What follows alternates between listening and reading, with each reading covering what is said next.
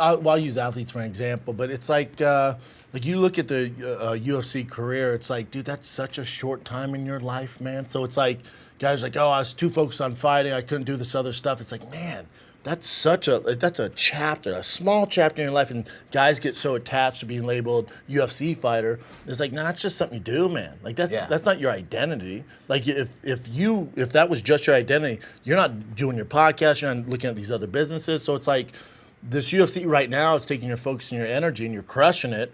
But okay. Like, that's going to be such a short chapter in your life. Like, those businesses and you have kids and all that shit. Like, that's the story. That's your life. UFC is a cool experience. That's why I look at it. Like, I guess if you're like, a GSP or something, you're around for fucking ever, like, that's different. And this is a whole book. For the majority of guys, even if you're there for 6, 7, 8 years, like, 8 years, that's such a short chapter, dude. Yeah. You know?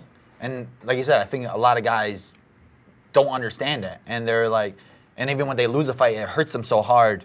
Because there's like, that's it. I need it. That's it. What do I do now? But this is what goes back to your roots. Like, your family instilled that in you. You know what I'm saying? Like, like, you see the work ethic your dad has, your brothers. So it's like, you've seen them put the plan together and the discipline and be successful at that. You're like, oh, that's how that works. All right, I'll get there. You know what I'm saying? Like, that's always there for you. Yeah. That's all. That's your mom and dad. Shout out to your mom and dad. Yeah. Shout out to them. Yeah. And shout out to mama. Even for like, when guys, I get that all the time, like, oh, how do you make it to the UFC? Or how do you do this? And I'm telling people, like, bro, don't think that fighting is gonna be an easy path. Like, I had my coach, Lewis Taylor.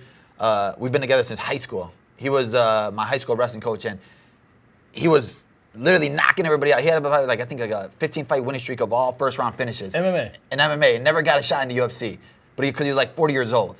And then I was sitting there, he's my mentor, so I'm looking at it like, this dude's knocking people out. He's not getting a shot in the UFC. How am I going to get my shot in the UFC if he's not getting a shot? And then, he finally gets his call with the PFL, the first tournament for the $1 million. Still, 42 years old now. And it's like, he's winning his first fight, wins his second fight. He goes against a Russian in the finals, knocks him out in 30 seconds, wins $1 million.